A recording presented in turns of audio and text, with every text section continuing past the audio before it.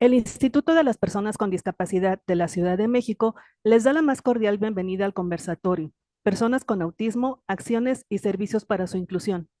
Para dar inicio, presentamos a Ruth Francisca López Gutiérrez, directora general del Instituto de las Personas con Discapacidad de la Ciudad de México. Yadira García Rojas, presidenta de Autistas de México, AC. A continuación, cedo la palabra a Yadira García Rojas, quien nos dará un mensaje. Hola, buenas tardes a todas y todos. Bienvenidos a este conversatorio que se está desarrollando en el marco del día 2 de abril, que es el Día Internacional del Autismo, Día de la Concientización y también de la aceptación del autismo. Agradezco muchísimo la presencia de quienes nos acompañan el día de hoy, a mis compañeras ponentes que son fundamentales para generar el diálogo, la apertura y la actualización en estos temas. Agradezco también a quienes sigan la transmisión y, por supuesto, un agradecimiento muy especial al Instituto de las Personas con Discapacidad y a la licenciada Ruth por este espacio que amplifica las voces autistas, siempre fiel a la importancia del nada de nosotros sin nosotros. Hoy, Día del Autismo, podemos voltear atrás y observar lo duro que se ha trabajado para visualizar sobre este tema. Sin embargo, sabemos que aún nos queda un largo camino por recorrer. Tenemos tareas pendientes en términos de políticas públicas y legislación, así como en educación y actualización de los profesionales de la salud. Lo que sabemos hoy de autismo no es lo que sabíamos hace 10 años, ni siquiera lo que sabíamos hace 5. Se ha avanzado mucho gracias a las voces de los adultos autistas y principalmente de los profesionales de la salud autistas, que han desarrollado investigación más valiosa para la mejora de la calidad de vida de las personas autistas. Por eso es importante y fundamental que todos aquellos involucrados en el tema del autismo, profesionales de la salud y de la salud mental, instituciones, asociaciones, clínicas, padres de familia, maestros, empleadores, etcétera, muestren compromiso en aprender del movimiento de la neurodiversidad y cómo este representa una lucha de derechos humanos y de calidad de vida desde una perspectiva de interseccionalidad. Es urgente deshacernos de terapias abusivas que aún se implementan y que se ha demostrado que provocan graves daños en la salud mental de las infancias y los adultos autistas. Es urgente reconocer que la meta no es que los autistas nos veamos más normales, sino que podamos desarrollarnos con dignidad y con plenitud. Aunque es incómodo, es importante recordar que las cifras que rodean a la comunidad autista son muy preocupantes, desde tasas de suicidio 9 veces más altas, altas probabilidades de desarrollar trastorno de estrés postraumático derivado de terapias abusivas como ABA, 80% de desempleo en adultos autistas, 90% de abuso sexual en mujeres autistas, 80% de probabilidades de bullying en infancias autistas y otras más que la verdad rompen el corazón. Pero afortunadamente, en todo el panorama es tan oscuro, ya que también hay cada vez más personas trabajando por ofrecer servicios respetuosos y dignos para la comunidad autista, por generar una verdadera inclusión que no obligue a los autistas a verse normales, sino aceptándonos como somos, donde haya más oportunidades, tanto laborales como en cualquier otro ámbito de la vida. Esperamos contar con el compromiso de todos ustedes para que esto continúe cambiando. Yo estoy segura de que poco a poco así será. Nuevamente, muchas gracias por su presencia, su participación y por la apertura de este valiosísimo espacio. Escuchemos a Ruth Francisca López Gutiérrez, quien nos dará un mensaje de bienvenida y solicitamos declare inaugurado este conversatorio. Buenas tardes, agradezco a quienes nos acompañan el día de hoy a través de la plataforma y de las redes sociales del instituto. Agradezco asimismo la participación virtual de las especialistas que compartirán sus conocimientos y experiencias proporcionándonos una perspectiva invaluable sobre el tema que nos convoca el día de hoy. Saludo con afecto a Yadira García Rojas, presidenta de Autistas de México AC, Daniela Guerrero León, subdirectora de la Coordinación de Capacitación en la Comisión Nacional de Salud Mental, Nadia Alejandra Torres Marcial, encargada del área de enseñanza y capacitación del Centro Integral de Salud Mental, y a Viridiana Rivera Sámano, encargada del área de psicología conductual en la Clínica de Autismo de la Ciudad de México. En el 2007, la Asamblea General de las Naciones Unidas designó el 2 de abril como Día Mundial de la Concienciación sobre el Autismo, con el objetivo de promover la inclusión y visibilización de esta condición. Al respecto, según estimaciones de la Organización Mundial de la Salud, 1 de cada 60 niños o niñas vive con autismo en el mundo. El autismo es una condición de vida que puede manifestarse a través de diversos estilos de comunicación, en ocasiones no verbales y experiencias sensoriales poco comunes al interactuar con el entorno, entre otras características. En respuesta a la creciente demanda y la necesidad de atender las necesidades específicas de la comunidad autista, han surgido servicios especializados que brindan atención directa. La implementación de estos servicios tiene como objetivo mejorar la calidad de vida y fomentar la inclusión de las personas con espectro autista. En este sentido, la ONU ha dedicado la jornada de concienciación sobre el autismo este año a visibilizar la participación activa de las personas con autismo, promoviendo la importancia de compartir sus vivencias para evaluar los desafíos y progresos en relación con los objetivos de desarrollo sostenible a nivel mundial respecto al acceso a servicios y al ejercicio pleno de derechos, entre otros temas relevantes sobre el autismo. Bajo el lema de la supervivencia a la prosperidad, personas autistas intercambian ideas sobre su región, se destaca la relevancia de reconocer la identidad y las vivencias de las personas con autismo, considerando que deben ejercer un papel protagónico en la toma de decisiones sobre sus vidas. Escuchar las voces de la comunidad autista nos brinda la posibilidad de aprender a respetar las diferencias individuales, conocer su forma única de experimentar el mundo, la cual nos invita constantemente a cuestionar nuestras propias perspectivas sobre los estereotipos, estándares y la normalidad, a celebrar la variedad de experiencias que enriquecen nuestra sociedad. En este contexto, resulta esencial tomar en cuenta su experiencia al diseñar entornos conforme a sus necesidades. Esto favorece el desarrollo integral en áreas fundamentales como es el acceso a la salud, educación, empleo, ya que la comunidad autista se enfrenta cotidianamente a barreras de comunicación y actitudinales, entre otras. La implementación de prácticas inclusivas tales como la señalización clara, la reducción de estímulos sensoriales, la construcción de espacios de descanso seguro y la formación del personal que interactúa con la comunidad con autismo resulta fundamental para garantizar la inclusión y el respeto a este sector de la población. Asimismo, para la construcción de estas acciones y otras a considerar, es importante consultar a las personas con discapacidad, tal y como se establece en el artículo 4.3 de la Convención sobre los Derechos de las Personas con Discapacidad. En este contexto, el Instituto de las Personas con Discapacidad de la Ciudad de México ha colaborado estrechamente con organizaciones de la sociedad civil implicadas en abordar el autismo desde diversos contextos. Estas alianzas se han centrado en promover la toma de conciencia sobre este tema, reconociendo e impulsando iniciativas desde la propia comunidad para desafiar percepciones equivocadas y estereotipos asociados con el autismo.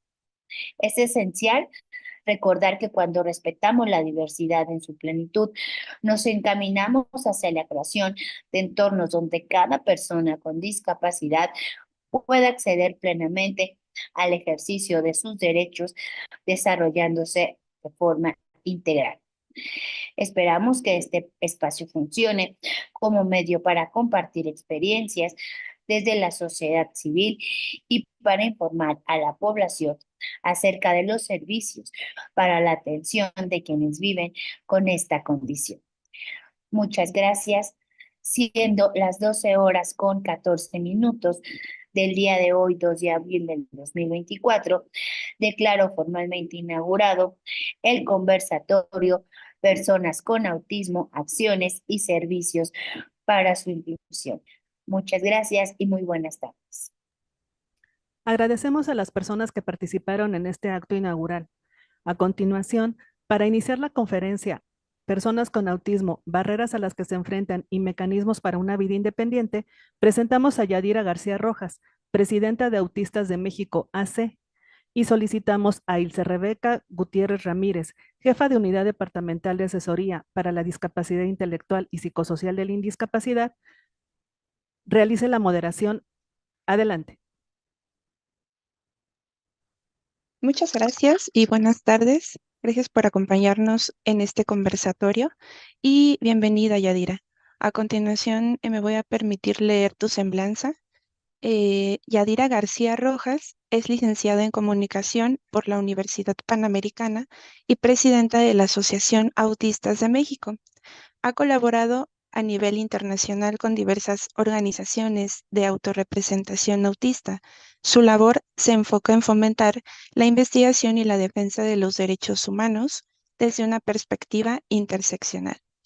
Es la mente creativa detrás de los grupos de Facebook Pregúntale a los adultos autistas y Café Autista, los cuales impactan a una audiencia de más de 20,000 personas, promoviendo la empatía, el aprendizaje, la neurodiversidad y la lucha contra el capacitismo desde una perspectiva interseccional.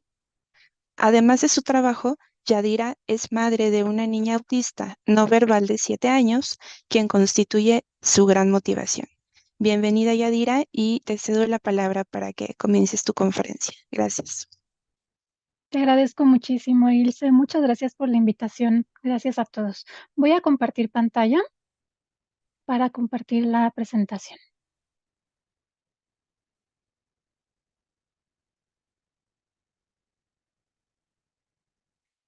Ay, perdón, un segundito. Aquí está.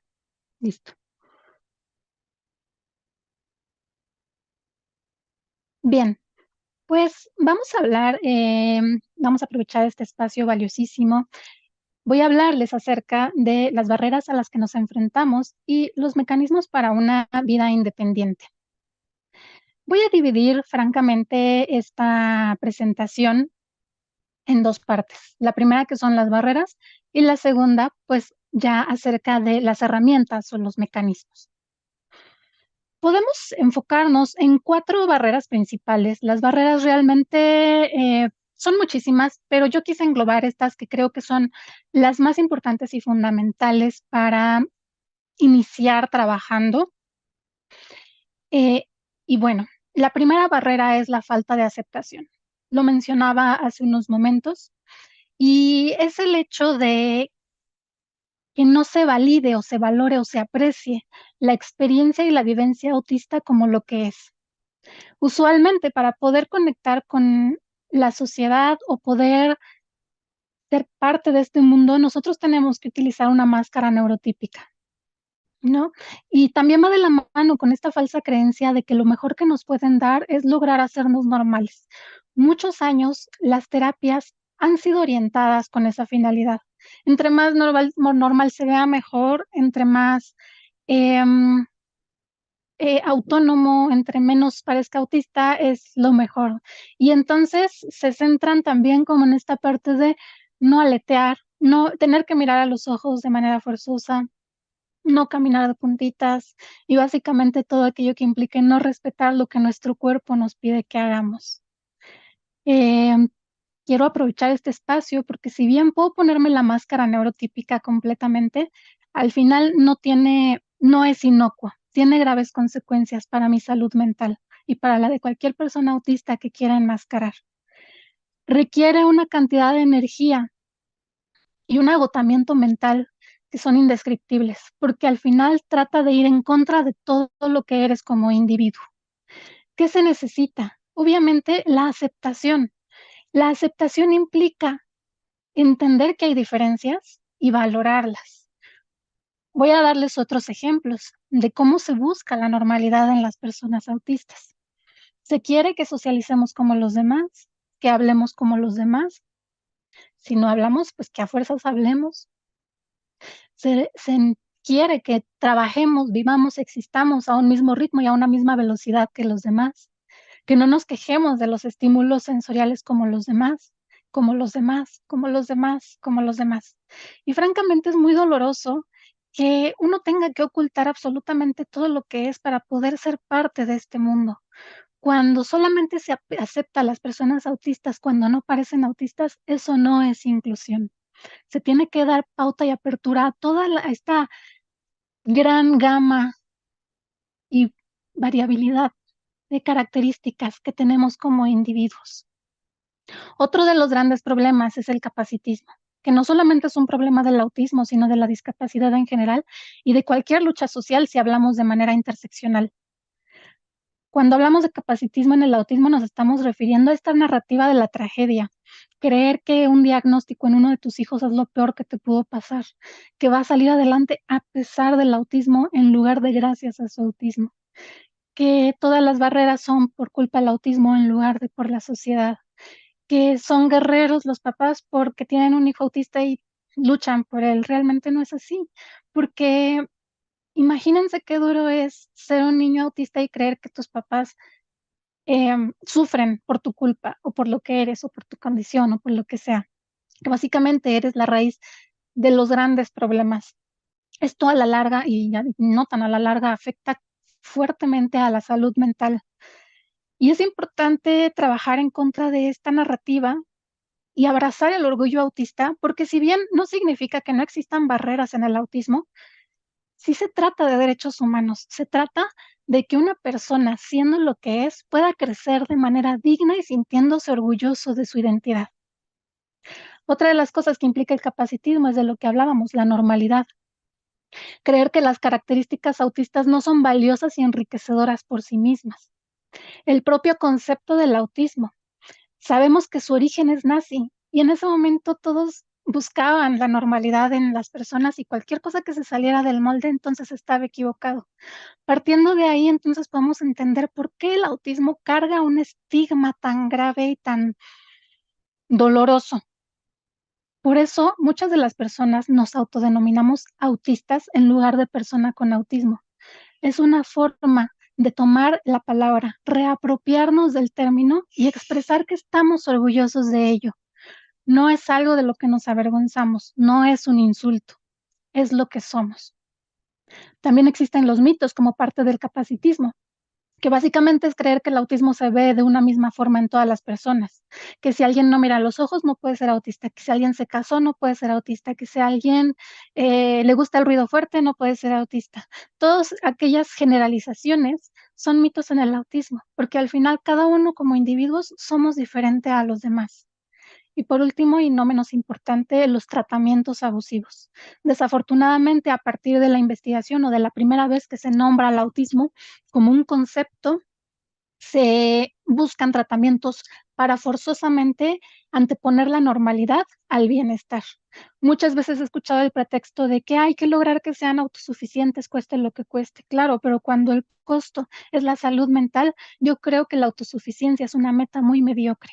Tenemos que luchar por la plenitud de todas las personas autistas con todo lo que esto implica, tanto autosuficiencia y autonomía como salud mental y felicidad. Como tercer y cuarto conceptos de estas barreras, tenemos el capacitismo interiorizado, que es ese mismo capacitismo que vemos por fuera, pero hacia nosotros mismos. Es muy duro, no solo que la gente piense que no eres suficiente, sino tú mismo pensar que no eres suficiente. Es doloroso. Y es un trabajo muy importante que se tiene que realizar.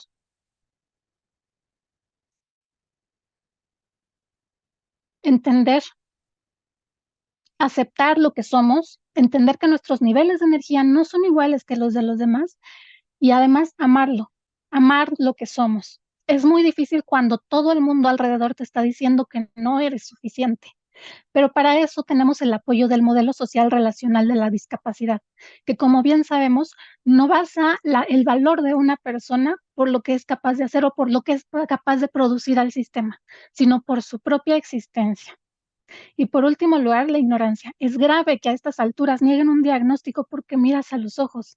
Es vergonzoso que un profesional no se pueda actualizar, y por lo menos podrá guiarte en desarrollar herramientas para el bienestar. Es urgente que los psicólogos, psiquiatras, neurólogos, etcétera, los médicos, se actualicen, a que entiendan qué es el autismo y que lo escuchen desde las voces autistas. Pasaré a la segunda parte.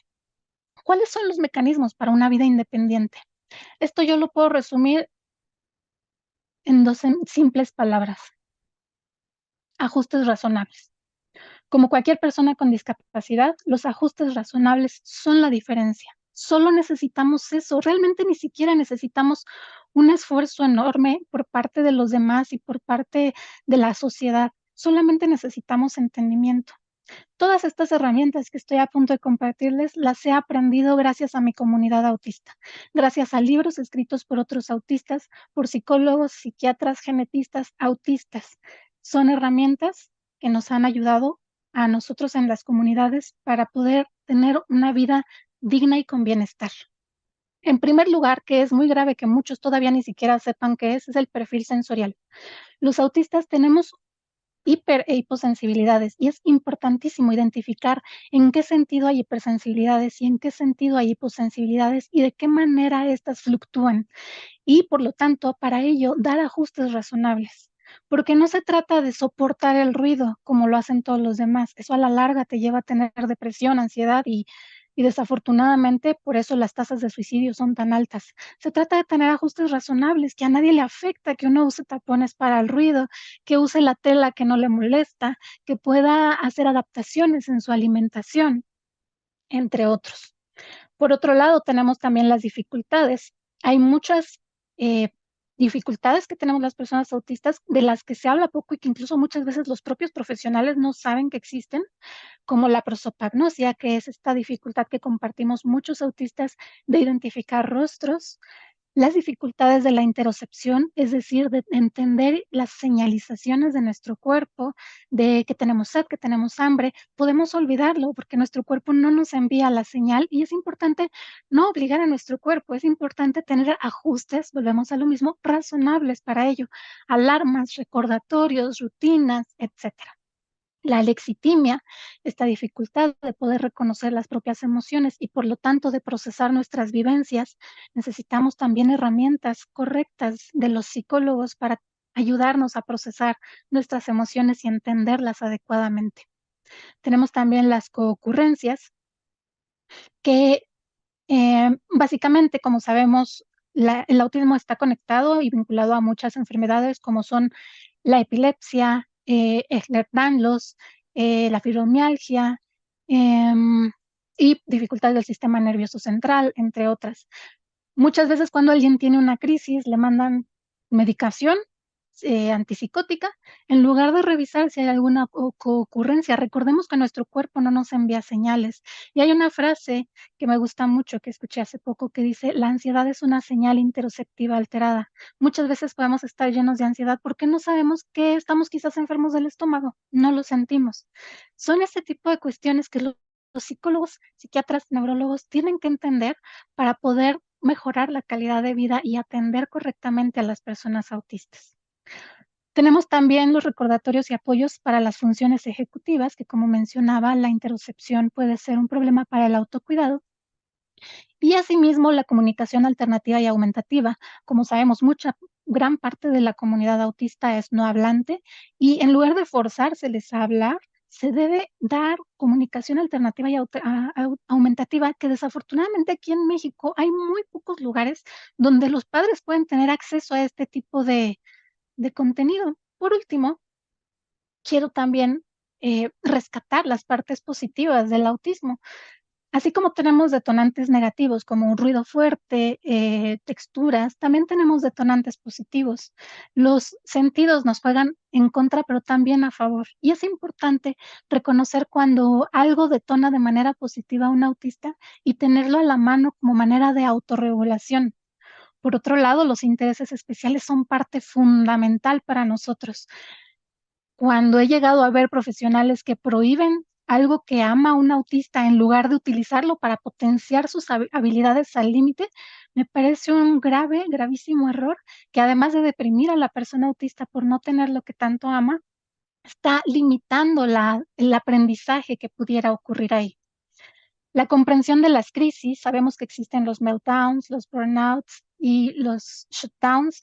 Tenemos que entender por qué ocurren, qué significado está teniendo en el cuerpo, la sabiduría que tiene el cuerpo al momento de presentar este tipo de crisis, cómo se deben abordar, que no es a través de contención forzada ni nada parecido, sino que se tienen que tener espacios seguros para poder desarrollar una crisis sin sentir culpa y sin hacer daño a nadie y sin tampoco dañarnos a nosotros mismos. Y por último, quiero mencionarlo en la importancia de una comunidad que te entienda. Nosotros tenemos grupos de autismo de personas autistas que han llegado con nosotros y nos han dicho: "El día de hoy yo me quería suicidar, pero lo evité y estoy feliz porque los encontré a ustedes", porque por primera vez en mi vida siento que alguien me entiende en mis vivencias y experiencias, y alguien me puede guiar en saber hacia dónde ir, cómo hacer y no sentirme tan solo en este mundo. Es muy importante tener una comunidad que te entienda para poder tener una vida digna. Estas son las cosas que yo quise compartir con ustedes. Es muy importante tener conciencia de esto. No se trata de normalidad, se trata de ajustes razonables. El día de hoy quiero que recordemos que sí, es el día de la concientización del autismo, pero la concientización solo es que sepas que estoy aquí. Sin embargo, la aceptación es que estés feliz de verme. Muchas gracias.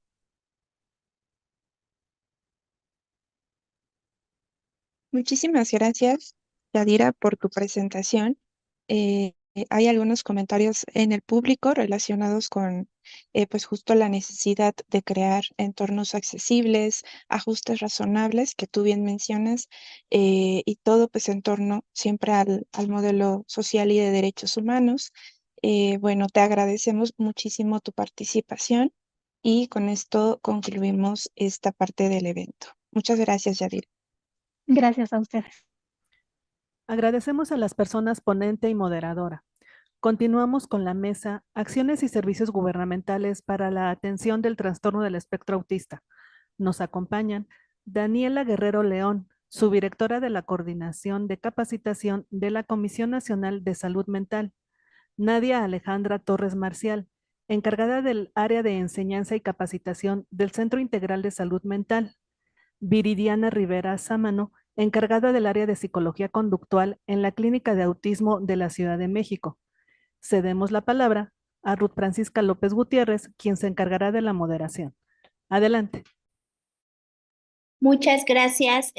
También agradezco a Yadira por esa gran conferencia que nos ha brindado, ¿no? De lo que es vivir con autismo y la importancia de los pares y también la importancia de hacer conciencia en la sociedad de que somos personas con los mismos derechos y somos parte de esta sociedad diversa.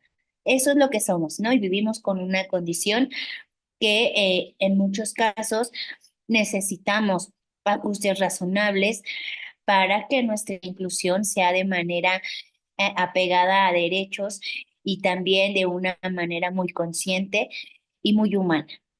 Ahora vamos a dar paso a la mesa de trabajo de acciones y servicios gubernamentales para la atención del trastorno del espectro autista. Tengo el honor de compartir con tres mujeres esta mesa que nos van a explicar qué hay, qué se ofrece, qué servicios se tiene para las personas que viven en esta condición. Daré paso a la intervención de Daniela Guerrero León, subdirectora de la Coordinación de Capacitación en la Comisión Nacional de Salud Mental, de quien me permitiré leer su síntesis curricular. Cuenta con una licenciatura en psicología por la Facultad de Psicología de la Universidad Nacional Autónoma de México y obtuvo una maestría en Ciencias de la Salud en la Facultad de Medicina por la misma casa de estudio. Su trayectoria profesional incluye experiencia en la unidad de psicofisiología aplicada de la Dirección de Servicios Clínicos del Instituto Nacional de Psiquiatría Ramón de la Fuente Muñiz. Durante su carrera ha colaborado en la atención clínica de pacientes con trastornos del estado de ánimo y de dolor crónico en el área de evaluación y estadística de las áreas de investigación y enseñanza. Además, ha desarrollado cursos dirigidos a adolescentes y adultos sobre la salud mental. En la actualidad colabora como subdirectora del área de capacitación de la Comisión Nacional de Salud Mental y Adicciones. Muchísimas gracias por estar aquí el día de hoy. Daniela, te cedo la palabra. Muchas gracias, Ruth, y muchas gracias a todos y todas por la invitación. Quería nada más comentarte, Ruth, si podrías también de una vez presentar a la licenciada Nadia Alejandra, porque vamos a hacer como la Van a hacer presentación en conjunto. intervención en dúo. Sí. Ah, ok. Por favor, muchas Entonces, gracias. claro que sí. Voy a leer también la síntesis curricular de Nadia Alejandra Torres Marcial. Es licenciada en Psicología por la Facultad de Psicología de la Universidad Nacional Autónoma de México. Tiene una amplia trayectoria laboral en diversos ámbitos vinculados a servicios en atención clínica, investigación en salud mental y neurociencias. Cuenta con experiencia laboral en el Instituto Nacional de Psiquiatría Ramón de la Fuente Muñiz, en áreas como la Dirección de Servicios Clínicos, en el servicio de electroencefalografía, mapeo cerebral y clínica del sueño, en donde formó parte del laboratorio Neuromodulación. Asimismo, en la Comisión Nacional de Salud Mental y Adicciones, anteriormente CONADIC, contribuyó en el diseño, desarrollo y logística del programa de intervención en salud mental y tratamiento de adicciones enfocados en la prevención, atención y evaluación. En la actualidad se desempeña como encargada del área de enseñanza, capacitación en el Centro Integral de Salud Mental, CISAME. Bienvenidas y adelante. Muchas gracias por la presentación y también muchas gracias por el espacio. Todo lo que han mencionado nos parece muy pertinente y justo nos gustaría por eso dirigir la presentación o que el objetivo de la presentación nos sirva para ayudar a que si alguien de las personas o alguna de las personas que se encuentra viendo esta presentación puede apoyar para que se tenga un diagnóstico temprano y se pueda mejorar la calidad de la vida de las personas que padecen esta condición, pues que sea muy importante, ¿no? Entonces, una de las cosas que nos gustaría precisamente es saber cómo identificarlos y sobre todo hablar de cuáles son los lugares a los que podrían asistir y sobre todo qué es lo que podrían o qué tipo de atención podrían recibir en estos lugares. Entonces, nada más rápido, vamos a hablar un poco de estos signos o síntomas, o bueno, signos y síntomas, mejor dicho, que de pronto pueden ayudarnos a detectar que se tiene esta condición. Y un eje muy importante es precisamente esta dificultad que pueden llegar a tener las personas que cumplen con esta condición, es esta dificultad en la comunicación o en la interacción social, ¿no? Y esta dificultad pues puede estar hacer complicado el acercamiento social, ¿no? Puede haber dificultades para iniciar o responder en interacciones sociales. Por otro lado, hablando de esta misma dificultad, pues también van a haber dificultades en las conductas comunicativas no verbales y pues lo que vamos a obtener es que van a haber conductas, como lo que nos habían mencionado, en algunos casos puede no haber contacto facial, visual, y por otros lados también va a haber una falta de expresión facial. Por otro lado, van a tener dificultades en el desarrollo y mantenimiento de relaciones que van a estar relacionadas con las dificultades para compartir juegos imaginativos, en algunos casos también las dificultades para ajustar este comportamiento, pero como lo habíamos mencionado, una vez que se conoce la condición de las personas con TEA, pues entonces el mismo ambiente también es importante que se ajuste a las necesidades de las personas que tienen esta condición.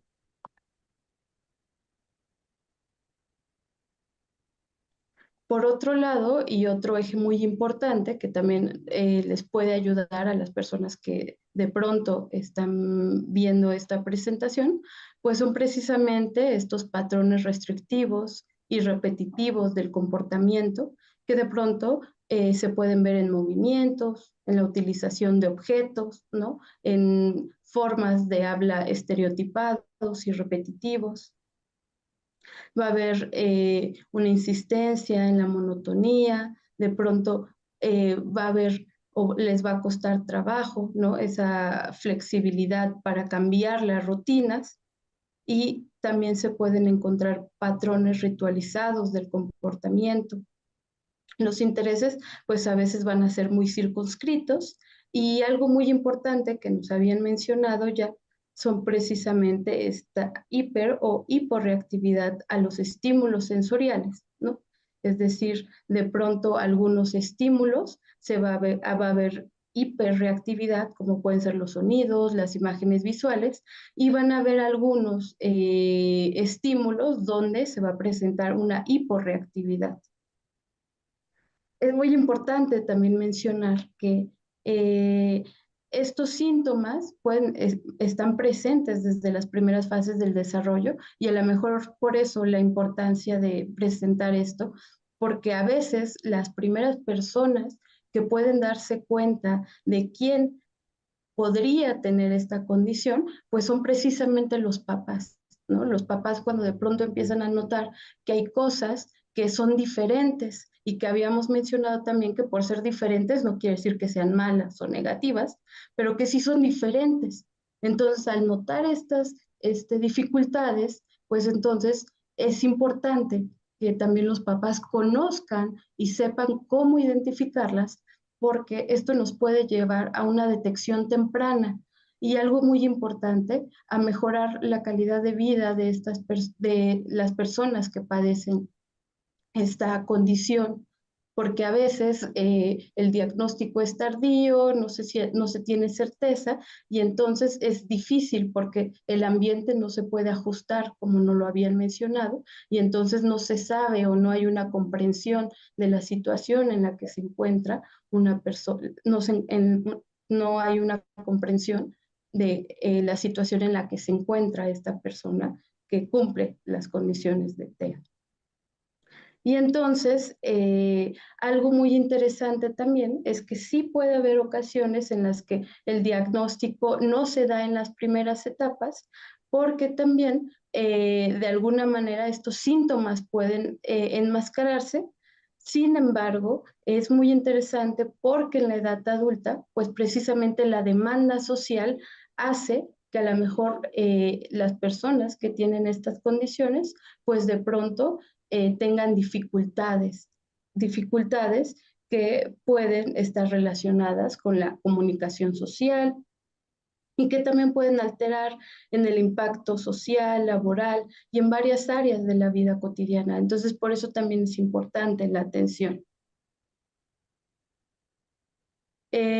Algo muy interesante para los papás, por ejemplo, es precisamente la observación de hitos del desarrollo, ¿no? Y esto tiene que ver con esas habilidades o esas destrezas que de pronto se esperan en ciertas etapas, ¿no? Es decir, a cierta edad yo ya esperaría que mi hijo diga tantas palabras. Y entonces es muy importante en este punto que los papás, que a lo mejor ahorita nos están viendo, pues que precisamente identifiquen si de pronto en sus hijos hay dificultades en la comunicación, puede ser verbal o no verbal, ¿no? Que de pronto identifiquen dificultades en el desarrollo del lenguaje, que haya una ausencia o escasa respuesta a estímulos sociales.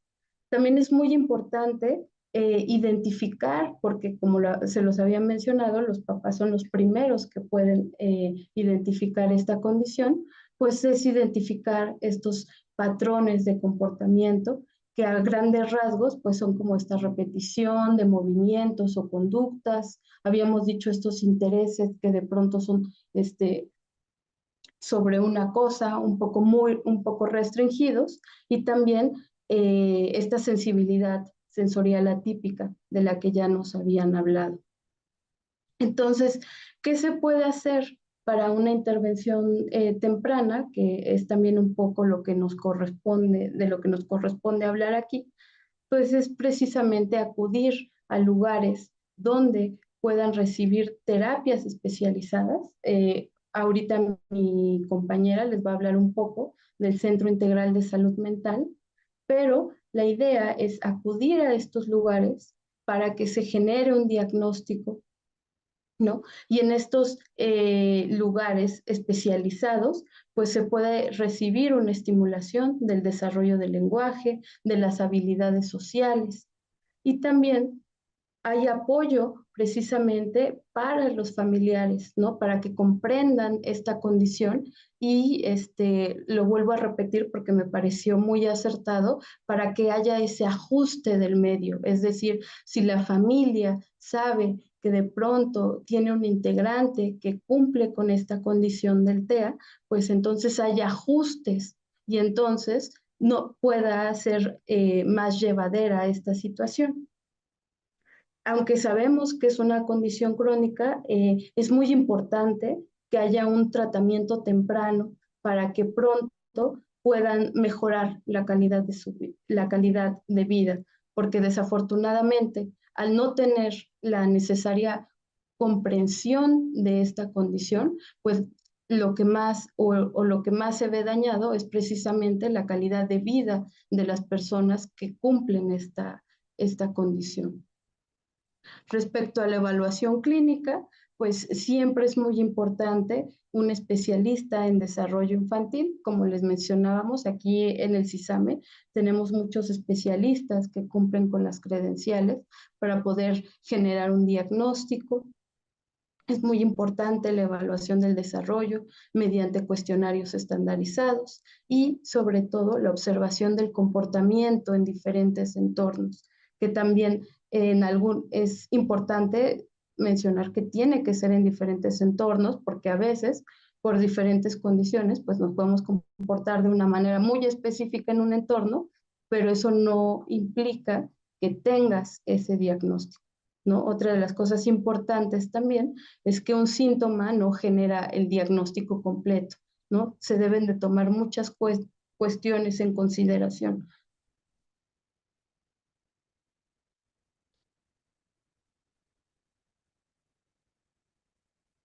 Por otro lado, dentro de los enfoques terapéuticos que se ofrecen en el CISAME, pues son precisamente la terapia conductual, que se centra precisamente en reforzar o a través de estímulos que refuerzan, pues precisamente estos comportamientos deseables o estos comportamientos que van a ayudar a mejorar su calidad de vida y a lo mejor disminuir aquellos que los pueden poner en peligro o aquellos que de alguna manera no los van a poder ayudar a compartir con su entorno.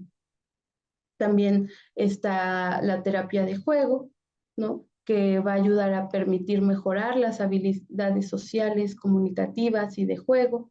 En el CISAME también se dan terapias de habla y de lenguaje, donde precisamente se ayuda a las personas que cumplen esta condición a comunicarse utilizando sistemas de comunicación no verbales como imágenes, símbolos.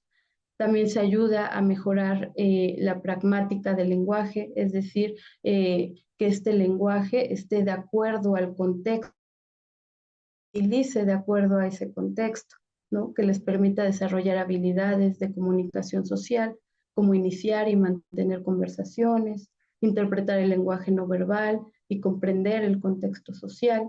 Asimismo, hay terapias dirigidas o terapias sensoriales que precisamente tienen que ver con esta hipersensibilidad atípica y que tienen como objetivo pues la integración sensorial, ¿no? Ayudar a procesar y responder información sensorial, porque sabemos que las respuestas ante ciertos estímulos pueden ser la forma en la que se procesa esta información, pues puede generar respuestas que les hagan daño, y entonces la idea es precisamente aprender a procesar y responder precisamente a estos estímulos, así como a regular su respuesta a estos estímulos sensoriales. También está la terapia ocupacional, que precisamente es una de las más interesantes porque es precisamente enseñar las habilidades prácticas y de autocuidado, cómo vestirse, cómo alimentarse, pero sobre todo cómo ser personas independientes, ¿no? Es decir, que con las herramientas que ellos tienen, con las condiciones que ellos tienen, aprendan a ser independientes. Puede decir que a lo mejor sus herramientas o las habilidades que ellos tienen sean diferentes a las de las otras personas, pero como lo habían mencionado, no es que sean malas o negativas, simplemente aprender a utilizar estas habilidades y estas herramientas para ser independientes.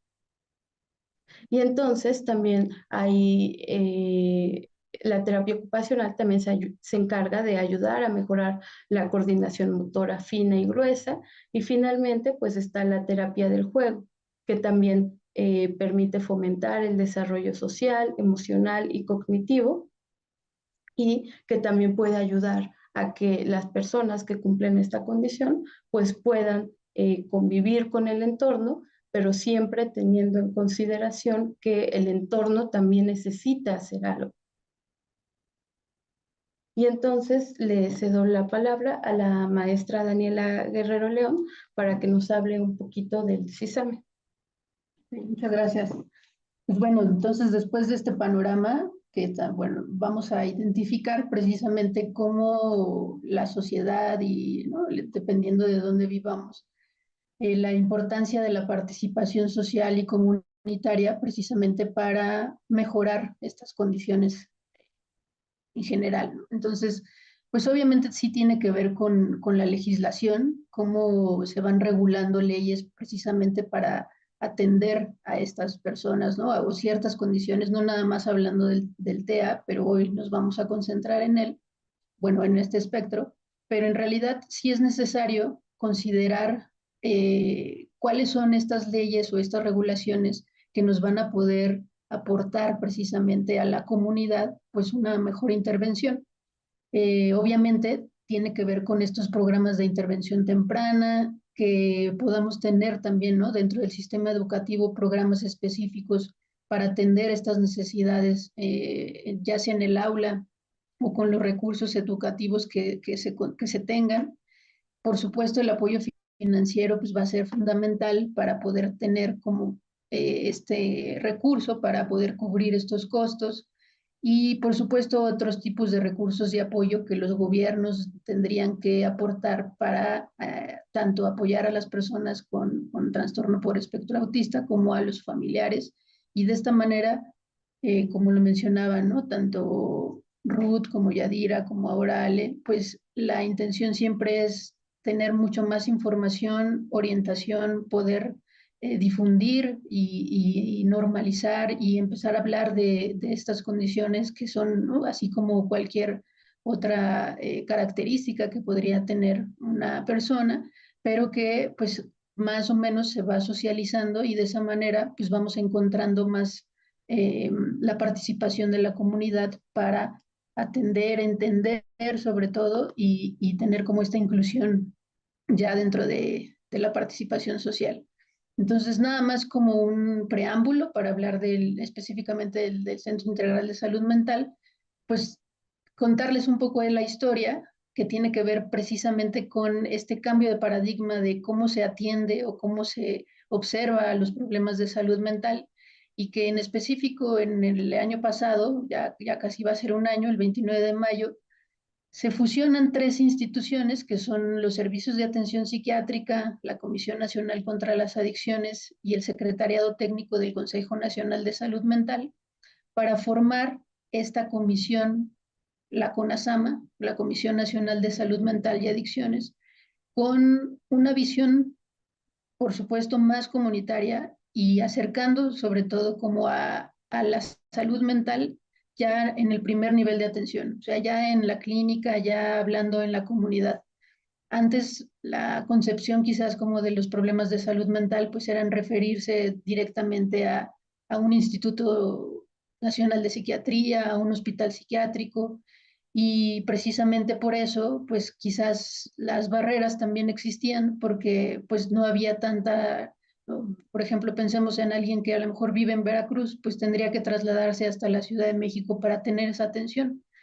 Y ahora este modelo lo que implica es cómo a través a nivel nacional tener estos centros comunitarios de salud mental y adicciones, los ECOSAMA, que existen 341 a nivel nacional, pues se pueda atender de manera más directa a esta población y que no tengamos que esperarnos a que a lo mejor una depresión sea severa para poder atenderla y poder identificarla, sino en las primeras intervenciones o en los primeros contactos que la sociedad tiene precisamente con los servicios de salud, pues puedan tener pues esa retroalimentación, esa orientación o esa sensibilización sobre los problemas relacionados con la salud mental y el consumo de sustancias psicoactivas.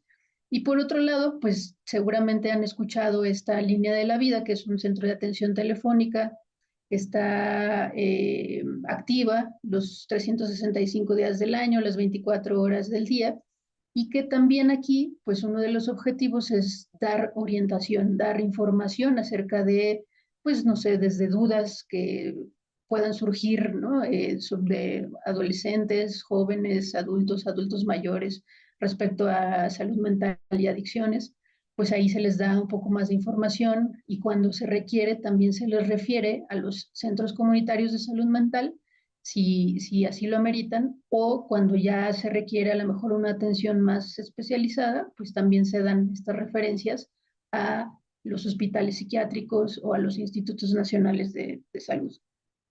Entonces, en resumen, es muy importante hacerles hincapié en que sí existe ya o ya se está gestando este cambio de paradigma donde ya empezamos a hablar no nada más de las enfermedades mentales así tal cual como estigmatizantes o discriminatorias, ¿no? Sino empezar a dirigir más este discurso o esta narrativa de que es una problemática que así como nos enfermamos del estómago, nos podemos enfermar un poco de la mente y que existen tratamientos que nos van a ayudar precisamente a mejorar esas condiciones, que vamos a necesitar estas herramientas para fomentar el autocuidado o tomar decisiones informadas sobre el tipo de medicamento, las intervenciones, los tratamientos que existen, pero enfocados precisamente a respetar la autonomía de las personas y a respetarles estos derechos de los que todos somos partícipes. Entonces, es la inclusión más de la comunidad para abordar las problemáticas de salud mental. Entonces, en ese sentido, pues este Centro Integral en Salud Mental, donde ahorita físicamente estamos Ale y yo, pues se creó desde 1999 y básicamente tiene el objetivo de brindar atención a la población, en específico sobre temas de salud mental, de manera gratuita. Se compone de estas clínicas, clínica de adultos, de niños y adolescentes que tengan alguna condición, ¿no? Por ejemplo, de afectividad, ¿no? O alguna problemática en la conducta, no necesariamente, pues, más allá, ¿no? De lo que ya se especializa la clínica de trastornos del espectro autista. Y también, por otro lado, la clínica de psicomotricidad, lenguaje y aprendizaje. Entonces, también a su vez existen estos servicios auxiliares que al personal de salud le ayudan para tener como un diagnóstico mucho más certero. Y dentro de la clínica de trastornos del espectro autista se encuentra en el 6º piso y como ya lo mencionaba Ale hace rato, pues aquí está el equipo multidisciplinario. Hay psicólogos, terapistas, ya sea de lenguaje, de aprendizaje, los que se encargan también de la estimulación sensorial. Hay un taller en específico para eso. Y por supuesto, a nivel, ¿no? de la medicina, pues pediatras, neurólogos y pediopsiquiatras en específico para atender precisamente, no nada más en este caso, aquí se atienden más a los niños y a veces adolescentes, pero también algo muy importante que mencionaba hace unos minutos Ale, pues es este apoyo psicológico para los padres, porque de pronto encontrarse con este diagnóstico y tratar como de entender cuál va a ser, bueno, el cambio que va a suscitar pues esta adaptación, pues requiere también un proceso que puede llevarse tanto de manera individual, una terapia individual o una terapia familiar. Entonces es muy importante también considerar que pues ahí ya se va involucrando la familia y los demás pares en esta integración, ¿no? del tratamiento. Por último, pues mencionarles que en específico para esta clínica de trastornos del espectro autista, si están interesados o quieren más información, sí es necesario que acudan de manera presencial con una referencia ya a la clínica del trastorno por el espectro autista. Y aquí les ponemos el conmutador por si necesitan, a lo mejor antes de venir, alguna otra información, se las pueden compartir. Este es el conmutador 55 53 77 27 00 hasta las 12 horas del día. Y estamos en el Periférico Sur, aquí por la bandera de San Jerónimo, y obviamente los documentos para poderles abrir un expediente y empezar como todo el proceso de diagnóstico y de tratamiento, pues tiene que ver con, ¿no? los documentos de identificación. De todos modos, cualquier otra duda que tengan o si de pronto ahorita vemos en el chat que hay alguna duda en específico, pues se las podemos contestar con todo gusto y darles más información. Muchísimas gracias.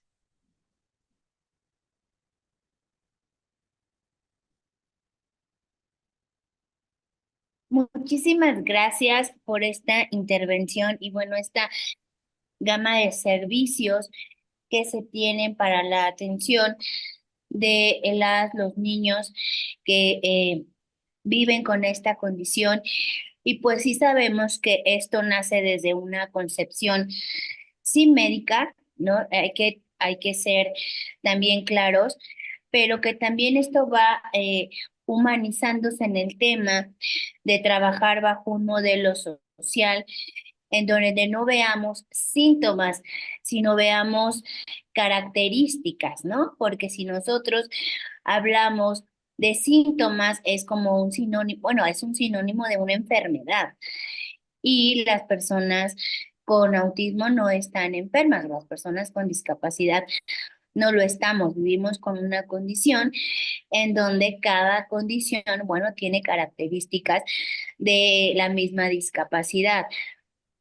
Es también de reconocer el trabajo que se ha venido realizando para la atención, ¿no? Este grupo multidisciplinario que se tiene para para asegurar, garantizar esta calidad de vida que deben tener quienes viven esta condición, pero también lo es su red de apoyo, ¿no? Esta atención que ustedes manifestaban de mamá y papá también tienen un acompañamiento psicológico hablando de tal vez un duelo, pero hablando también de la condición de su hija e hijo y bueno, y cómo es este acompañamiento familiar desde el núcleo en casa, pero también desde la comunidad en la que viven, ¿no? Es de agradecerles y bueno, terminando la otra intervención, pasaremos a la ronda de preguntas y respuestas porque tenemos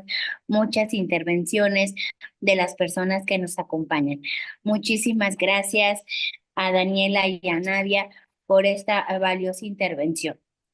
Ahora vamos a dar paso a la intervención de Viridiana Rivera Sámano, encargada del área de psicología conductual en la Clínica de Autismo de la Ciudad de México, de quien me permitiré leer su síntesis curricular.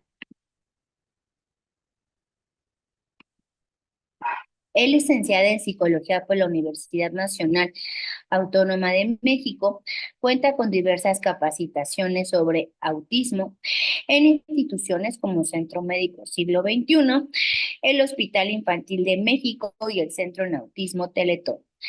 Además, posee un máster en trastornos del espectro autista por la Universidad de La Rioja.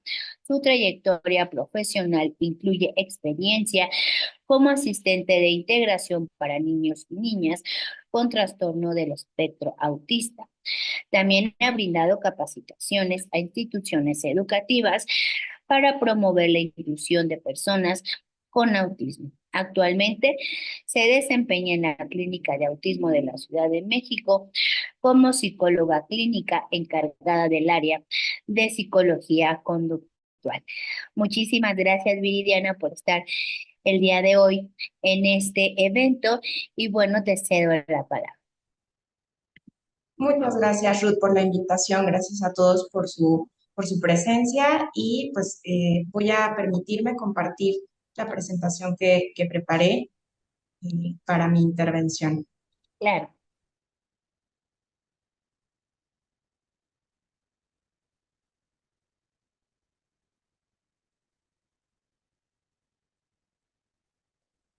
Nuevamente, buenas tardes. Yo colaboro con la Clínica de Intervención de Trastornos del Neurodesarrollo y Trastornos Sensoriales, coloquialmente conocida como Clínica de Autismo de la Ciudad de México. Brevemente, porque pues ya también mis compañeras dieron con más amplitud el concepto de trastorno del espectro autista y el cuadro de características con el cual hacemos los diagnósticos.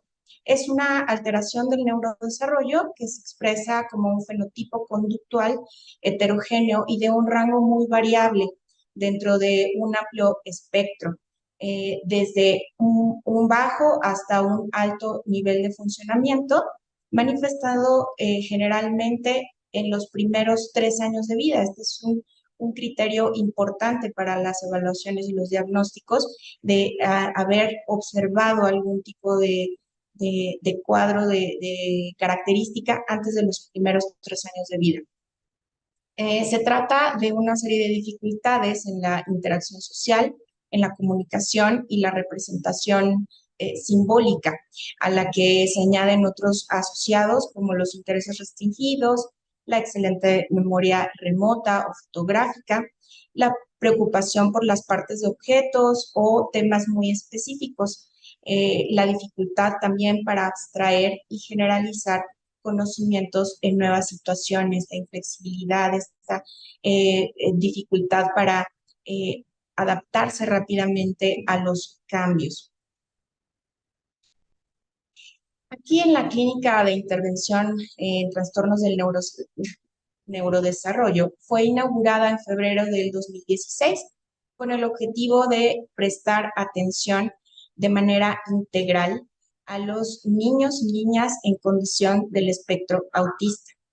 La clínica cuenta con consultorios para psiquiatría, psicología, terapia del lenguaje. Tiene un espacio para hacer audiometrías, otro espacio para hacer electroencefalogramas, así como una sala de observación y una cámara de GESEL para hacer las evaluaciones. Un amplio espacio de terapia física que cuenta con múltiples aparatos para la estimulación psicomotriz. Tiene también una tina de hidromasaje, un arenero y cubículos privados para masoterapia y un sensorama. Todo esto pensando en dar atención integral, como se mencionó anteriormente. Atiende diariamente alrededor de 70 niños de manera gratuita. Se cuenta con un padrón aproximado de 2.500 pacientes activos. Cabe mencionar que la prevalencia del autismo en México, en el único y más reciente estudio por parte del doctor Marcín, publicado en el 2015, se estimó que 1 entre cada 115 niños en México es diagnosticado con trastorno del espectro autista. El 19% de la población en Ciudad de México son niños. Entonces, tenemos una población de alrededor de 1.800.000 niños en la Ciudad de México. Haciendo un cálculo rápido, entonces tendríamos 15.000 niños que podrían estar en condición del espectro autista.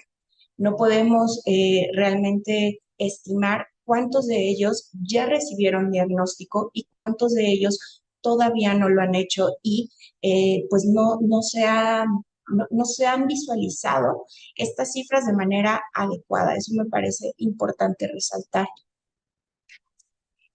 Me quiero concentrar en el modelo de atención de la clínica, puesto que estamos haciendo un gran esfuerzo por escuchar estas voces, como nos decía Yadira al inicio, escuchar también las preocupaciones y las voces de los padres y de los profesores. En nuestro modelo de atención, que con miras a ser interdisciplinario, contamos, como ya decía, con psiquiatría, psicología, terapia del lenguaje, terapia física, masoterapia y los servicios adicionales como las audiometrías y los electroencefalogramas. En el área de psiquiatría contamos con psiquiatras que nos ayudan a toda la parte de evaluación médica, canalización a otras instituciones o a estudios específicos que sean requeridos para la evaluación y el tratamiento de los niños y niñas con trastorno del espectro autista. En el área de psicología, que más adelante haré la mención específica, tenemos 3 áreas de atención: el área de psicología cognitiva, el área de psicología socioafectiva y el área de psicología conductual. En el área de terapia del lenguaje, contamos también con una capacitación por parte de nuestra terapeuta en lengua de señas mexicana para promover también una amplia formación y educación de los padres para aumentar las posibilidades de comunicación con sus hijos, a partir también del método Teach y del sistema de intercambio de imágenes, PECS. Entonces, el área de terapia del lenguaje está realmente comprometida con encontrar canales de comunicación y de observación adecuada de sus hijos y poder también disminuir la preocupación de los padres y esta angustia que sienten por no poder comunicarse con sus hijos. En el área de terapia física, contamos con el terapeuta que nos ayuda en todo lo relacionado con hipo e hipersensibilidad, así como la estimulación psicomotriz gruesa y fina para poder también desde el área conductual, aquí es donde vamos entrelazando mucho estos servicios, puesto que el área de psicología conductual pues apoya en las habilidades de la vida diaria, pero si tenemos dificultades motrices, pues difícilmente podemos llegar a lograr que la autonomía o la independencia de los niños y niñas sea la óptima o la necesaria para proveerles calidad de vida. En masoterapia, pues no solamente atendemos a los niños, sino también apoyamos a los padres. Pues también llevan una alta carga de estrés al atender a sus hijos, al tenerlos 24/7, y también ofrecemos este servicio para los padres. Y como ya mencionaba, pues los servicios adicionales requeridos por psiquiatría, electroencefalogramas y audiometrías. Las especialidades en la clínica de autismo respecto a la psicología, tenemos el área cognitiva, que básicamente evalúa las necesidades educativas y cognitivas de los niños, mediante pruebas estandarizadas para identificar coeficiente intelectual y todas aquellas barreras de aprendizaje que presente un niño que se ha atendido en la clínica. También nos apoya mucho con la psicoeducación para que los padres puedan favorecer los aprendizajes derivados de esta evaluación, que son detectados a partir de la evaluación, y que los padres necesitan hacer adecuaciones tanto para hacer tareas como para elegir escuelas. Les damos también información de las escuelas que ofrecen apoyo de UDI y los CAMS que se encuentran en la Ciudad de México. En el área socioafectiva y familiar, también capacitamos a los padres para poder comunicarse con sus hijos afectivamente, poder también identificar cuáles son las barreras que están presentando para conectar con sus hijos, así como el llevar el duelo de los padres cuando reciben un diagnóstico como es la condición del espectro autista en sus hijos. Recordemos que ningún papá se imagina que su hijo va a nacer con alguna condición, y es un duelo el que enfrentan cuando empiezan a ver que sus hijos no tienen un desarrollo típico y que pues acuden a nosotros para recibir una evaluación, y que viene mucha angustia en todo este proceso. Pues el acompañamiento desde el área socioafectiva está muy comprometido con la capacitación y acompañamiento de los padres, así como también dar esta psicoeducación para que modelen y moldeen habilidades sociales en sus hijos, con base también en la evaluación de las características de sus pequeños. En el área de psicología conductual, llevamos a cabo también una evaluación en las habilidades de la vida, en qué etapa en qué etapa está y qué debería de hacer para esa etapa, y poder ser un poco más autónomo o completamente independiente según las necesidades. También aquí es muy importante mencionar que lo hacemos con base en las creencias y en los valores de los padres y en las preocupaciones de los padres. Porque si bien es cierto que a lo mejor podríamos nosotros proponer algo en un cierto paso o en un cierto rango de aprendizaje para el niño, también hay que verificar cuáles son las expectativas de los papás, cuáles son las necesidades de creencias y valores, y hacer un conjunto de toda esa información para poder brindar un programa de psicoeducación familiar, para que los padres sean capaces de habilitar o rehabilitar esos comportamientos esperados dependiendo de la etapa de vida de su hijo y de las necesidades de su hijo. También hacer conciencia en los papás de que no todas las expectativas que tienen respecto al desarrollo de sus hijos pueden ser cumplibles. Y eso también, recalco, entra en el área familiar, y por eso es que vamos viendo que esta necesidad de comunicación en todas las áreas es muy importante para que vayamos acompañando a la familia y al niño en todo este proceso de tratamiento.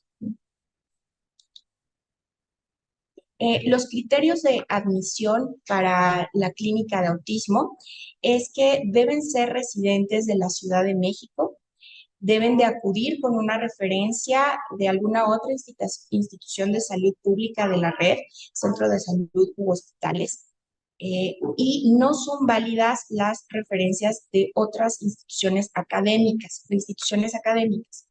El rango de edad de atención es de los 2 años a los 17 años, 11 meses. Me voy a permitir ahora hacer zoom para esta diapositiva porque está un poco grande. Bueno, ya que el paciente cuenta con la referencia, viene con nosotros presentándola para una primera cita de triage. Si nosotros identificamos que efectivamente existe una sospecha de trastorno del espectro autista, pasa a la valoración interdisciplinaria donde se realiza una historia clínica de salud mental. De no ser así, de poder nosotros identificar que en esa primera entrevista más bien hay una sospecha de algún otro trastorno o de alguna otra condición del desarrollo, se hace una referencia o contrarreferencia dependiendo de la necesidad del paciente o de la sospecha diagnóstica. Si en la valoración interdisciplinaria, donde entramos todos los especialistas en esta entrevista, acuden los padres, acude el niño, por supuesto, y entramos los 3 psicólogos, uno por cada área. Entra el terapeuta físico, entra la terapeuta del lenguaje y entra el psiquiatra, o el biopsiquiatra, mejor dicho, y todos hacemos una observación desde nuestra área de expertise. Todo esto con el objetivo de reducir tiempos de atención y poder dar un diagnóstico con menos tiempo, es más, o sea, es decir, acortar. Con respecto a si decidimos o se llega a observar, se corrobora el diagnóstico de autismo, pasa a la evaluación por áreas. De no ser así, se realiza una referencia o una contrarreferencia según sea la necesidad. Después de esta cita multidisciplinaria, entonces viene una cita con psiquiatría, donde se hace una evaluación, se determina el tratamiento, se hace una valoración de referencia a otra especialidad si fuera necesario. En el área de psicología, pues viene esta evaluación por subáreas. Como ya mencionaba, el área cognitiva, el área de conducta adaptativa y el área de emocional, el área socioafectiva. Dentro de la terapia del lenguaje, terapia física, pues hacen su propia evaluación, su intervención y valoración dependiendo de ya las citas que vaya teniendo el paciente. Los servicios adicionales, potenciales evocados y electroencefalografía. Esto quiero hacer énfasis también. Una vez que hemos hecho ya nuestra evaluación inicial, hay discusiones de caso. Después también periódicamente, cuando ya llevamos un cierto tiempo, un cierto rango de objetivos alcanzados en cada una de las áreas, nos reunimos para platicar o discutir, proponer cómo va el tratamiento de nuestros pacientes. Para nosotros ha sido un punto muy importante poder estar teniendo todos los servicios en una misma institución y poder tener comunicación entre nosotros, saber qué se está atorando con nuestros pacientes, si es que vemos un retroceso o vemos un estancamiento, cómo podríamos colaborar para poder lograr los objetivos con la familia, con el paciente.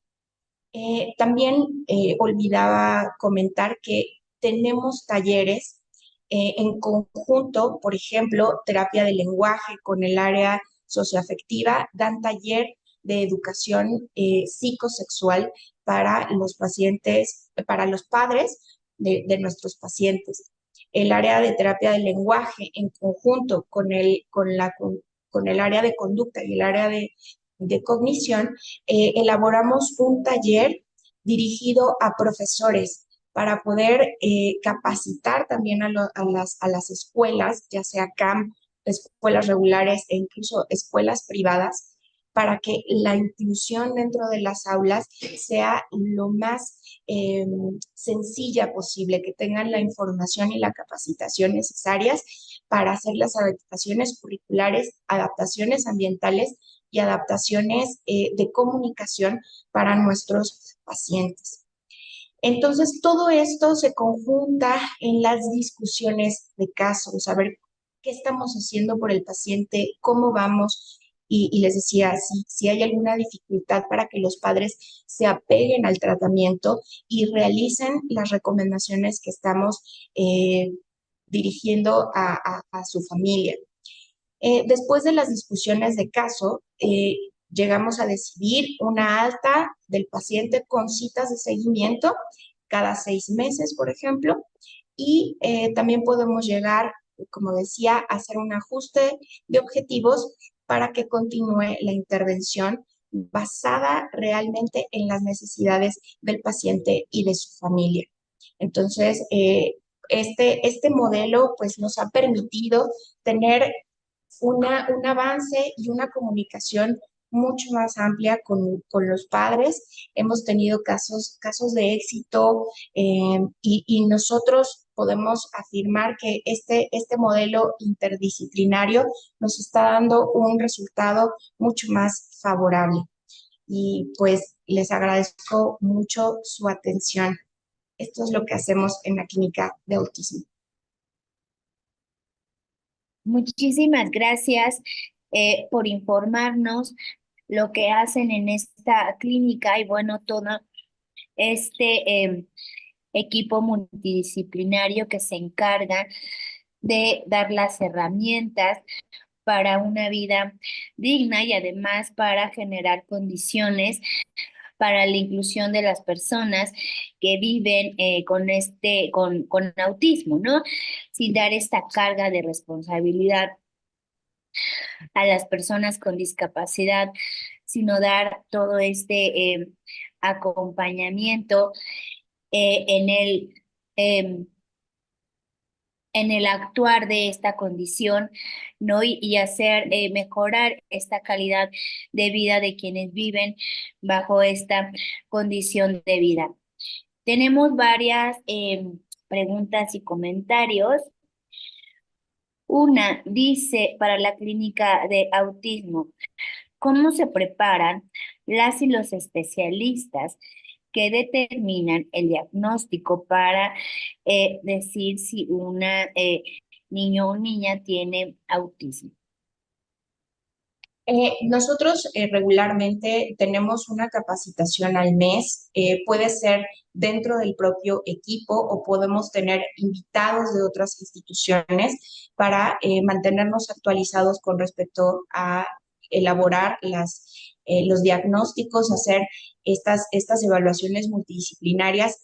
Me voy a dar la oportunidad de explicar cómo es una entrevista multidisciplinaria para nosotros. Entramos todo el equipo.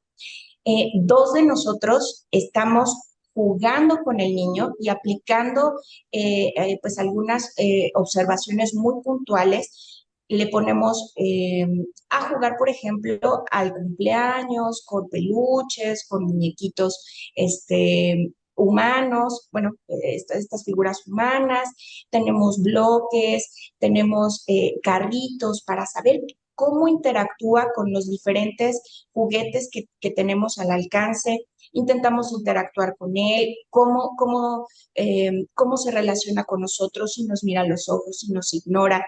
También fingimos a veces, por ejemplo, pegarnos, lastimarnos, para ver cómo reacciona el niño respecto a esta, lo que podríamos buscar, que es la empatía, ¿no?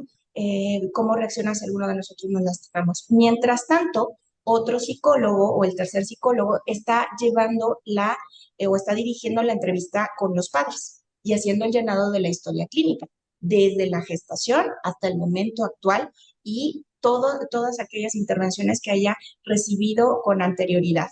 El psiquiatra pues también está observando y llega a hacer preguntas muy puntuales respecto a su área, así como también terapia del lenguaje y terapia física. Entonces, más o menos así son nuestras evaluaciones, la evaluación multidisciplinaria, pasando después a la evaluación por subáreas, y cada área pues tiene su protocolo de evaluación, ¿no? El área cognitiva con las pruebas estandarizadas, el área conductual tenemos un cuestionario específico para ver los hitos del desarrollo y también la parte de las habilidades de la vida diaria. En el área socioafectiva, pues también hacen una entrevista un poquito más amplia, no tan estructurada, para saber cómo está el ambiente familiar, si hay violencia, si hay condiciones económicas difíciles, si la familia padece estrés, si es una familia funcional o disfuncional.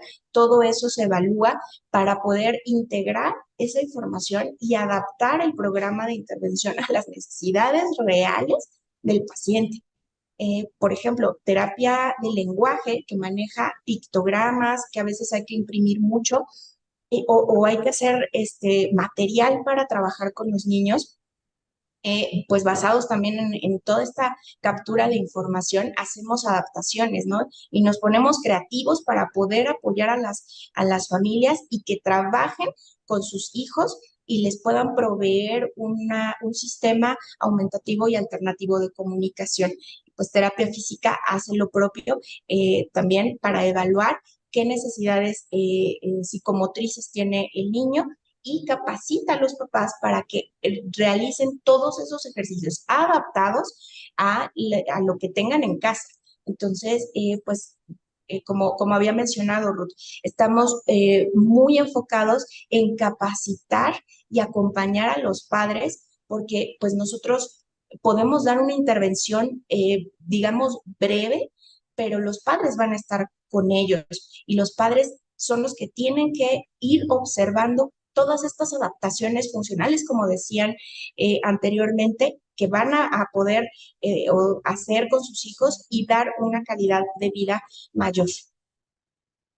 Muchísimas gracias. Para el CISAME, en caso de ser derechohabiente del IMSS o ISSSTE, ¿puedo recibir atención de todos modos?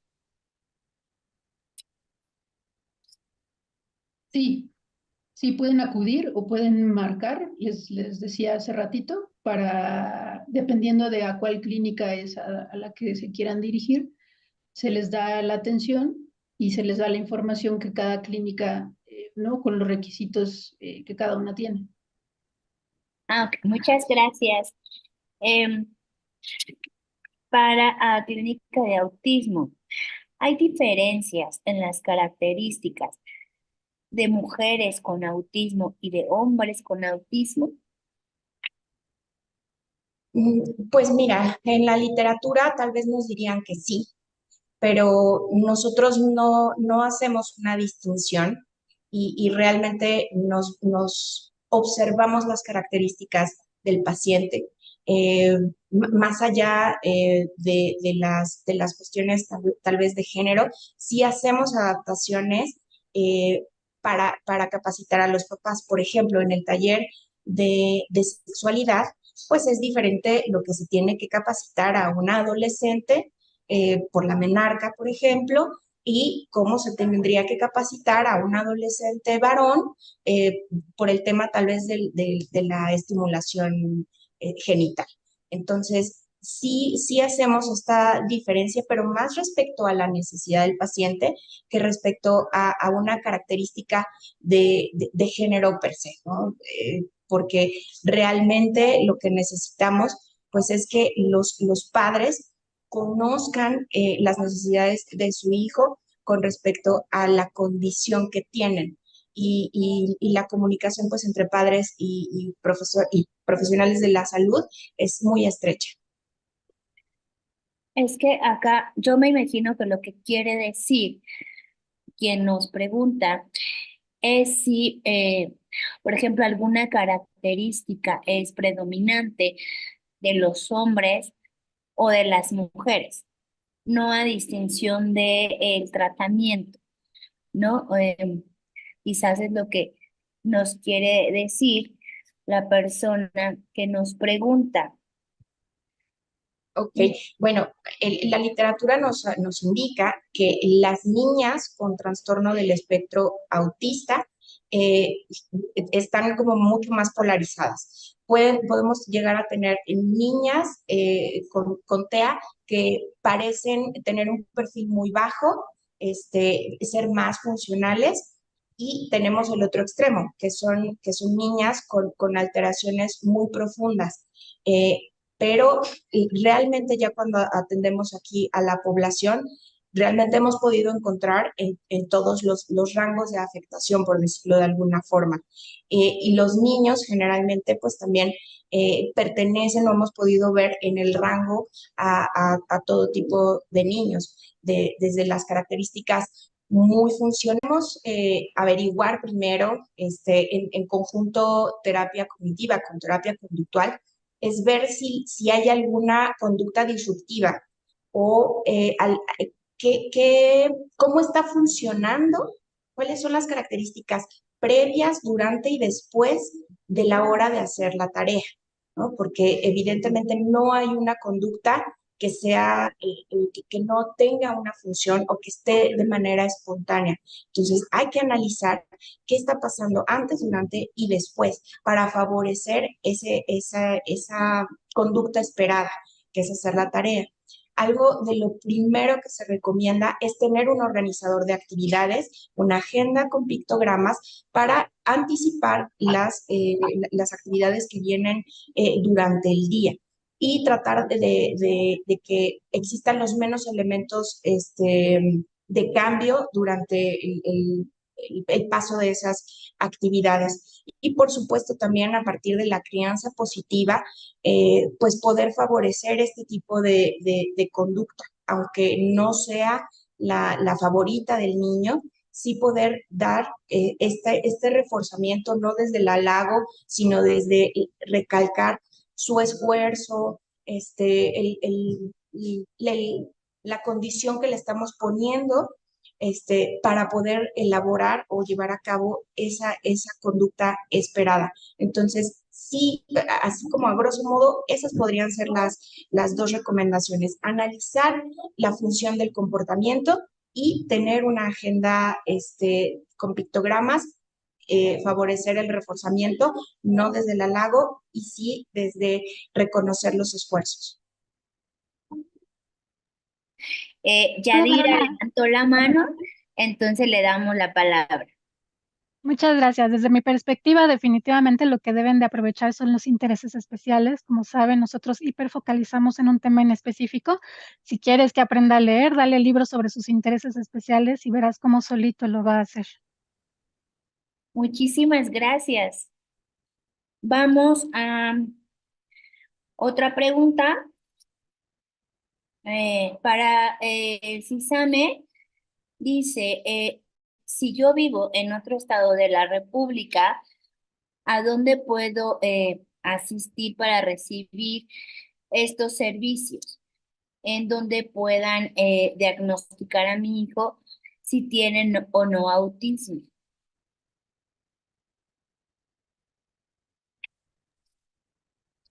Sí, a nivel nacional existen 341 centros comunitarios de salud mental, lo que les mencionaba, los ECOSAMA. Si bien no, ahí o sea, no van a tener precisamente, ¿no?, como ya el diagnóstico de autismo, sí pueden ser como ese primer encuentro para tratar como de detectar quizás, ¿no?, como a lo mejor estos hitos, y de ahí poder canalizarlos a algún otro servicio. Pero ahí sí puede ser como este primer contacto de atención. Entonces ahí, de hecho, hay un catálogo. Bueno, les podemos compartir el directorio de estos centros, y que a nivel, ¿no?, de toda la República, pues ahí se puedan contactar. Muchas gracias. Yadira levantó la mano. Adelante, por favor. Te agradezco mucho. Sí, hay varias opciones. También quizás comentarles podría ayudar que nosotros en la Asociación Autistas de México ofrecemos diagnóstico en línea.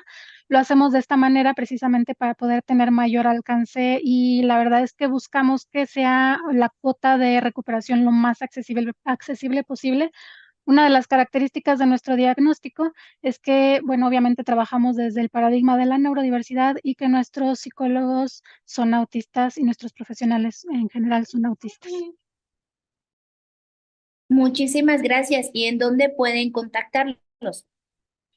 Y nos pueden encontrar en nuestra página autistasdemexico.org o en todas nuestras redes sociales como @aumexac. Muchísimas gracias, Yadira. Para la clínica de autismo es una pregunta como muy específica y yo me imagino que es un caso que han tenido allá con ustedes de este tema. Dice la familia que ellos llevaban un diagnóstico de autismo de su hijo. En la clínica de autismo lo valoran, determinan que no vive con esa condición, piden otra opinión y dicen que sí tiene autismo el niño. ¿Qué se hace en estos casos? ¿Pueden volver con ustedes? ¿Le hacen otra valoración? ¿O qué puede hacer la familia en este tema tan específico? Sí, por supuesto que pueden volver para poder cotejar la información que han recibido en otra institución y valorar cuál es la diferencia o en qué otros instrumentos han llegado a ocupar otros profesionales de la salud para determinar el diagnóstico. ¿Con quién se pueden acercar? Con el coordinador de nuestra clínica, que es el doctor Oscar Valdés. Muchísimas gracias. Dice, para la clínica, ¿existe algún servicio de apoyo mutuo o grupo para familiares de las personas que viven con autismo?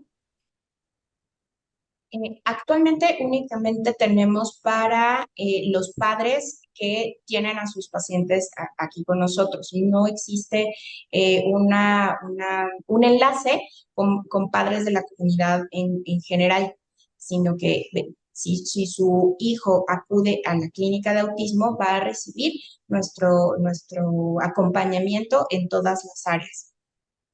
Ah, ok. Entonces solo es para mamás y papás de hijos e hijas que son, eh, que tienen, son usuarios de estos servicios que da la clínica. Así es. Ok. ¿Cuál es el rango de edad de atención en la clínica? De los 2 a los 17 años, 11 meses, únicamente para menores de edad. Y es que acá hay una pregunta que a dónde puede asistir si su hijo tiene 36 años y vive con autismo, en dónde podrías recibir algún servicio integral, ¿no? Para esta condición de vida. Creo que nuestras compañeras de CISAME podrían responder. Ahí ellos atienden adultos. Nosotros tenemos una clínica de adultos. Si bien ya no son especialistas en niños con autismo, son psiquiatras y psicólogos que también podrían apoyar en ese proceso. Entonces también podrían asistir a la clínica de adultos. Gracias.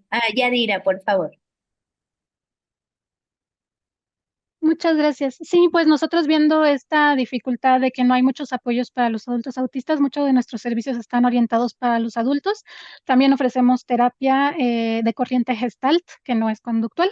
Y también tenemos grupos de apoyo. Tenemos muchos grupos donde nos reunimos, donde socializamos, donde hacemos actividades, paseos, donde platicamos, donde nos compartimos herramientas. Les recomiendo mucho nuestros grupos en Facebook, Pregúntale a los adultos autistas y Café Autista, donde se ha generado una comunidad muy hermosa y ahorita afortunadamente como es de toda Latinoamérica, es muy probable que puedan encontrar una pequeña comunidad en cualquier lugar o ciudad en donde se encuentran.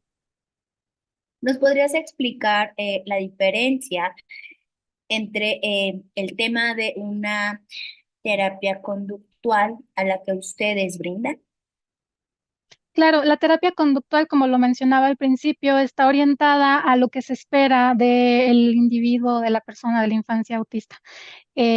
Normalmente se orienta a que las conductas sean correctas o adecuadas, sin importar los motivos que están detrás de estas. Por eso nosotros orientamos a otro tipo de terapias más respetuosas, donde se profundiza en qué necesita tu cuerpo, qué sientes, por qué, o sea, sí hay una crisis, pero no es controla la crisis, sino qué está detonando la crisis y cómo puedes evitar atravesar ese tipo de situaciones difíciles que pongan en riesgo tu integridad. Entonces, va más orientado hacia un entendimiento respetuoso y más profundo de qué origina las cosas y el bienestar de las personas. Muchísimas gracias.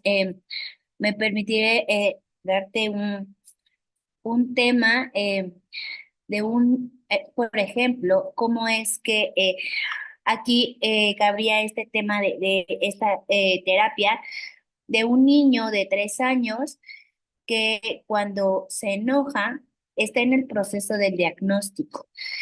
Y lo que se ha visto es que cuando él se enoja o no es lo que él espera, muerde, empieza a morder ya sea a los adultos, a las personas adultas o a las niñas y niños que está a su alrededor, ¿no? Y le dicen, no, eso no se hace, no, pero él es ya una conducta repetitiva hacia su frustración, ¿no? Ahí es cómo es la atención, de cómo ir explicándole que esta conducta está lastimando a otra persona, pero sí es de ver la raíz, ¿no? De por qué está generando esta conducta en mí.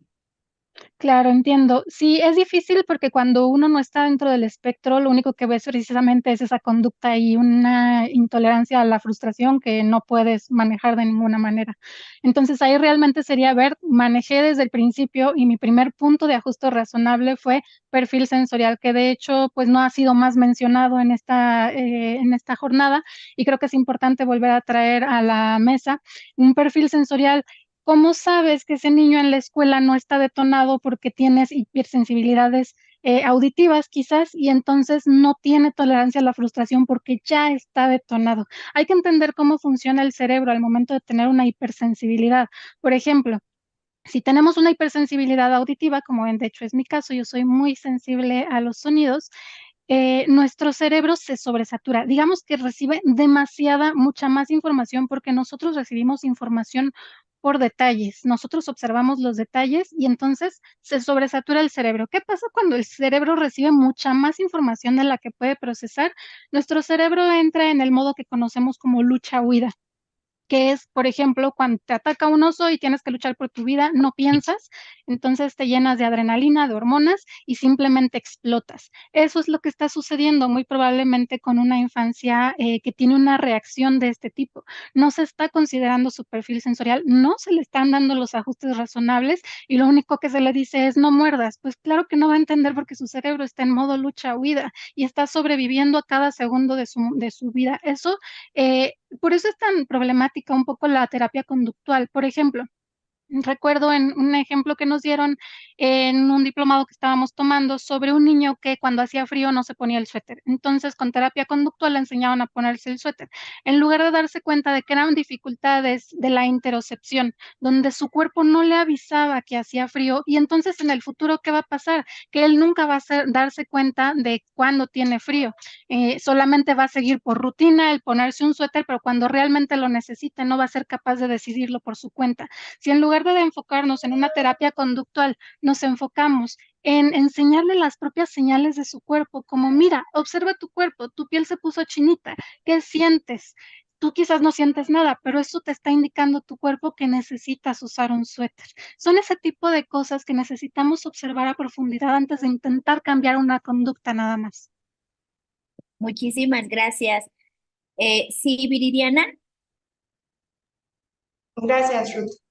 Quisiera adicionar un poco a lo que comenta Yadira. Aquí en la clínica de autismo, pues nuestro terapeuta físico evalúa toda el área sensorial, lo había comentado, y cuando hacemos esta capacitación a los padres desde el área de conducta, les enseñamos a identificar lo que verdaderamente son conductas disruptivas, sobre todo cuando hay una función de manipulación de la conducta del otro, ¿no? Porque a pesar de una condición del neurodesarrollo, personas neurotípicas y personas neurodivergentes, intentamos obtener del otro lo que necesitamos, ¿no? Y muchas veces esa manipulación del comportamiento de otra persona puede ser algo disruptivo o puede ser algo no favorable para la relación entre los padres y los hijos, en este caso dentro de la clínica de autismo.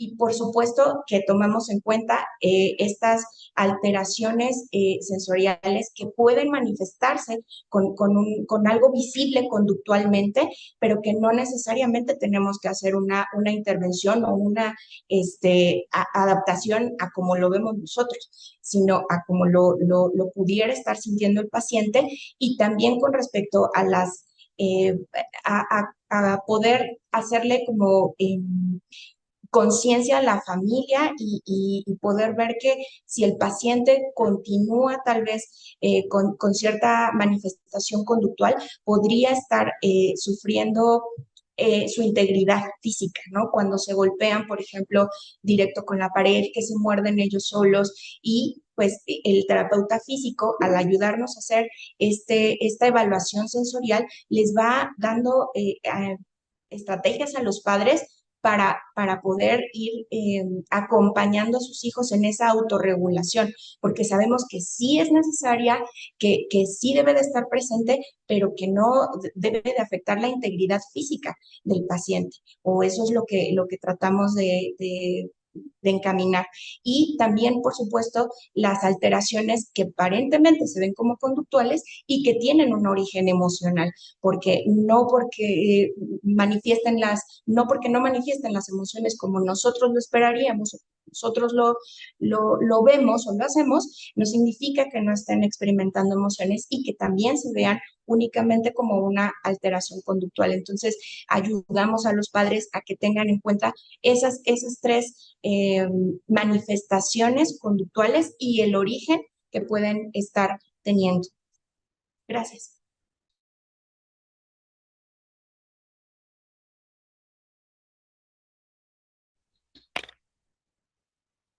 El micro, Ruth. Yadira, las terapias gestal que mencionas y que manejan en la asociación pueden ser en línea. Es para una niña de 7 años, pero estamos en el estado de Coahuila. ¿O tienes alguna recomendación a dónde podemos asistir en Saltillo? Sí, nuestros procesos son en línea y de cualquier manera, si tú nos puedes escribir un correo a autistasdemexicoac@gmail.com. Afortunadamente la comunidad cada vez es más grande y creo que podríamos recomendar algún psicólogo adecuado y respetuoso en tu zona. Muchísimas gracias. Bueno, es así que damos por concluido este gran panel, ¿no? Que se convirtió en cuanto a distintas visiones de las personas, bueno, más bien de los servicios que se tienen para las personas que viven en esta condición, ¿no? Desde el área del gobierno, ¿no? El servicio de atención, esta gama que se tiene, pero también desde la asociación, desde sociedad civil, con Yadira, bueno, pues acérquense, platiquen, también si tienen más dudas en cuanto a lo que es esta condición de vida, pues también es levantar la mano, ¿no? Estoy viviendo esto, también qué hago, preguntar a dónde puedo ir, cuál es la atención, cuáles son los servicios, qué es lo que me ofrece gobierno, qué es lo que me ofrece sociedad civil, y bueno, todo va encaminado a tener una buena calidad de vida para la persona usuaria de estos servicios, y también para que su inclusión sea garantizada desde esta atención interdisciplinaria. Como lo repito, no es darle la carga a la persona de recibir estos servicios, estas atenciones, para que pueda ser incluida en la sociedad. No, esa es una visión totalmente médica, ¿no? Si hablamos desde un contexto social y de derechos humanos, es que las barreras a las que nos enfrentamos las personas con discapacidad y estas brechas de desigualdad sean eliminadas para que nosotros y nosotras podamos estar dentro de una sociedad diversa y respetuosa de los derechos. Muchísimas gracias. Les agradezco a las panelistas que estuvieron el día de hoy en el Instituto de las Personas con Discapacidad en este gran evento y bueno, esperemos contar con su participación en distintos eventos y seguiremos trabajando en el tema del autismo. Muchísimas gracias. A nombre del Instituto de las Personas con Discapacidad de la Ciudad de México, agradecemos su participación y muy buenas tardes.